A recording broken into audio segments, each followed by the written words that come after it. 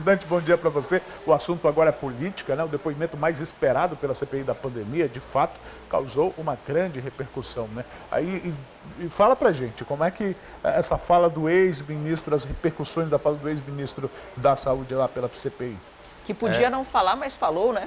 Exato. Para quem podia, para quem estava liberado ali para não falar, para não responder nada que o incriminasse, ele falou até bastante, né? Teve somente um momento ali durante a fala dele que houve uma interrupção que nem partiu dele, na verdade, partiu do representante da Advocacia Geral da União que estava acompanhando, que recomendou ali que ele não falasse, já que não tinha precisão da informação naquele momento. Agora era um depoimento tão esperado, né, uma participação tão esperada que ela acabou se estendendo, né? Daqui a pouco tem mais, né? Foi um longo depoimento ali, tipo, a primeira parte, né, para quem não está acompanhando a CPI, a primeira parte ela é sempre dedicada aos questionamentos do relator, né? Então o senador Renan Calheiros tomou bastante tempo ali e também as respostas do general Pazuello elas eram muito extensas, né? Ele dizia que não queria dar respostas simplórias e chegou a dizer que não queria, inclusive, perguntas simplórias e teve um embatezinho ali logo no começo com o senador Omar Aziz, que preside a CPI, né? A gente teve pelo menos aí,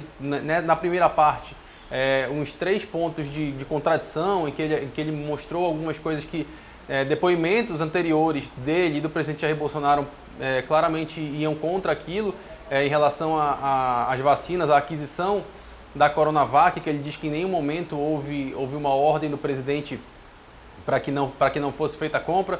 E a gente lembra que o próprio presidente falou isso no primeiro momento, de que já tinha mandado suspender aquela intenção de compra.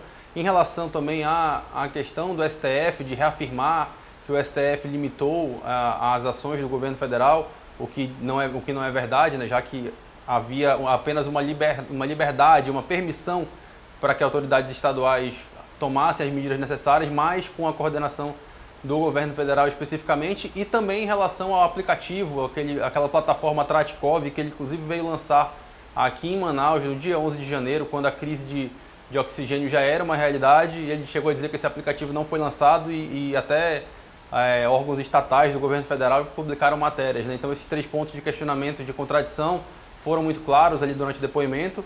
E teve também um dos momentos mais ali fortes, né, de maior embate, foi quando foi falado, né, do Amazonas, da nossa realidade aqui. A gente tem um trecho, a gente pode acompanhar aqui, daqui a pouco a gente comenta um pouco mais. As autoridades amazonenses alertaram o Ministério da Saúde sobre a iminência da falta de oxigênio?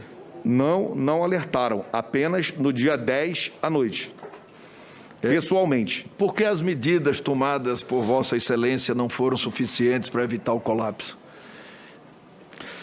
Olha, eu acredito que as medidas possíveis a partir do dia 10 foram executadas, todas executadas. Com relação à situação específica do Amazonas em termos de logística e a resposta, o tempo de resposta a partir de acionamento de força aérea, barcos da marinha e civis, em 4 dias, 5 dias, nós já estávamos com os níveis de estoque sendo restabelecidos. Agora, a resposta se nós tivéssemos sabido antes, poderíamos ter agido antes. Esse é um ponto aí da fala dele.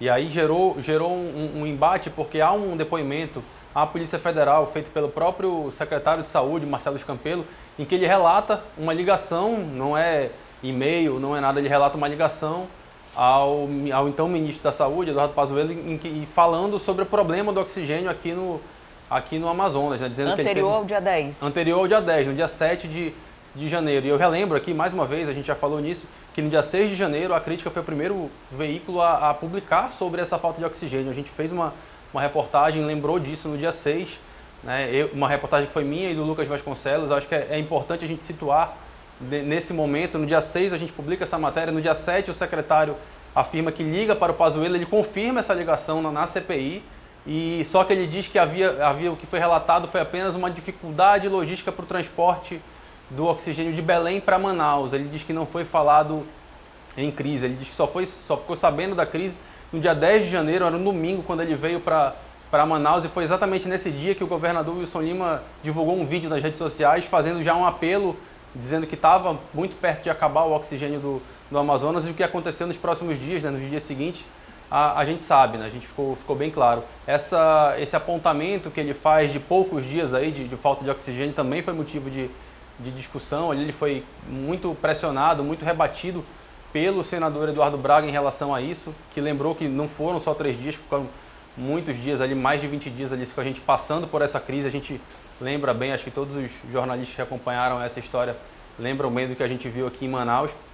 Então esse ponto, essa discussão da situação do Amazonas, ela certamente deve começar, deve iniciar a CPI hoje, né, esse novo depoimento dele, muito porque ele foi interrompido justamente, a sessão foi interrompida justamente no momento em que Eduardo Braga fazia seus questionamentos, né? Então, o senador do Amazonas questionando sobre pontos do Amazonas.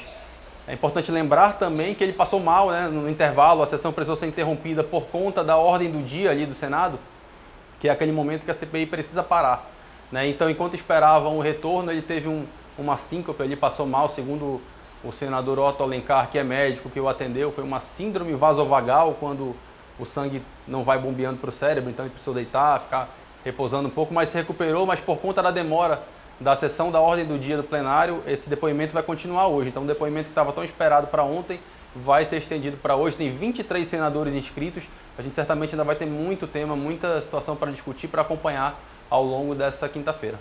Gostou do vídeo? Vem ver mais no nosso canal. Não esqueça de se inscrever e ativar as notificações.